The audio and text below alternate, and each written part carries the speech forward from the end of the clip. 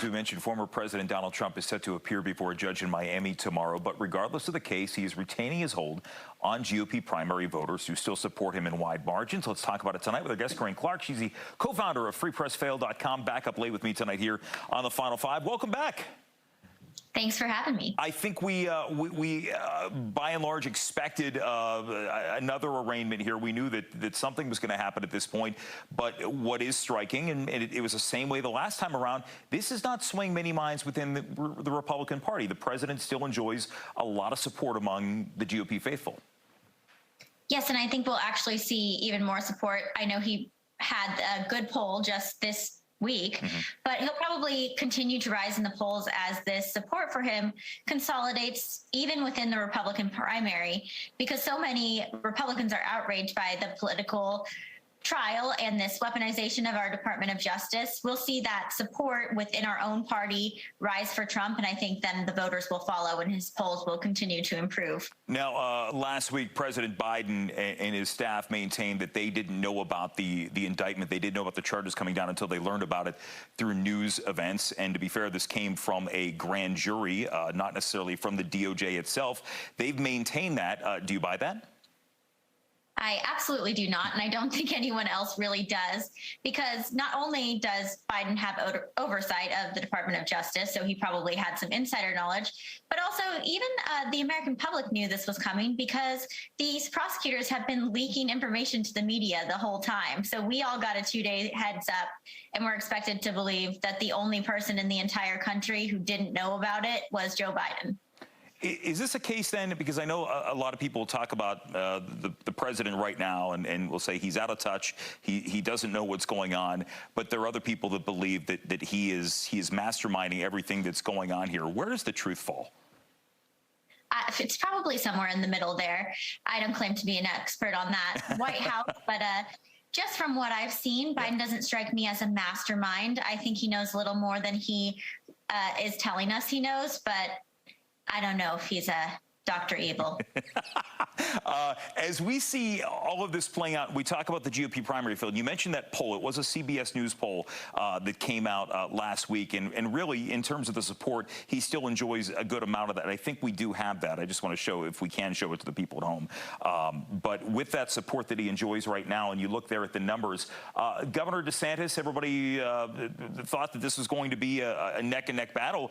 Governor DeSantis has made very slight inroads so far, but he's also joined in the chorus of many people believing that this is an unjust prosecution.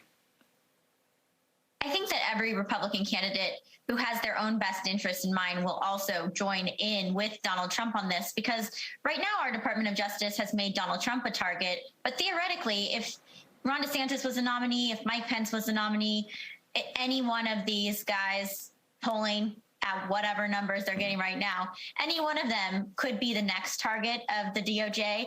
So the weaponization of our Department of Justice benefits no one on the ticket at all. So I think we'll see a lot of solidarity from all of them. Every single person wanting to get second place is going to get right behind Trump right now. We've talked, obviously, in this context, the former president has talked quite a bit about 2020 and what's going on right now with these investigations. What do you think as we go into this primary season, because the primary field just got, I think from the last time we talked to you, it exploded, the number of people in the field here. What's going to be some of the topics that Republican voters are going to care about going into an election year? I think we're still going to see economic issues and immigration really on the top of the ticket, but this weaponization of our federal law enforcement will be a big subject, and I think we'll see a lot of them come together on that.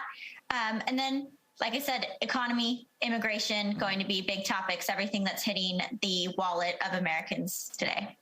So tomorrow we will see what happens in court. As mentioned, the document was unsealed on Friday. As you mentioned, and as we've seen play out on social media, there are a lot of people angry. There are people calling for protests, for some sort of show of support down in Miami as these charges are read. I would assume that we see is their right to express their First Amendment right to free speech out there.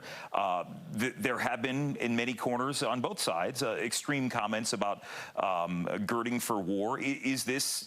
How would you characterize this? Is it a battle for the soul of America? Is there something else at play here? I definitely think this is a defining issue because we don't want to see our nation slip into this terrible slide of tyranny where our presidents go after their political opponents using our own Department of Justice and our own federal law enforcement against anyone who threatens the power of the sitting president. Obviously, that's something to take a stand over. I think everybody on both sides has encouraged only peaceful protest, and the best way to show your support for Donald Trump is really just at the polls.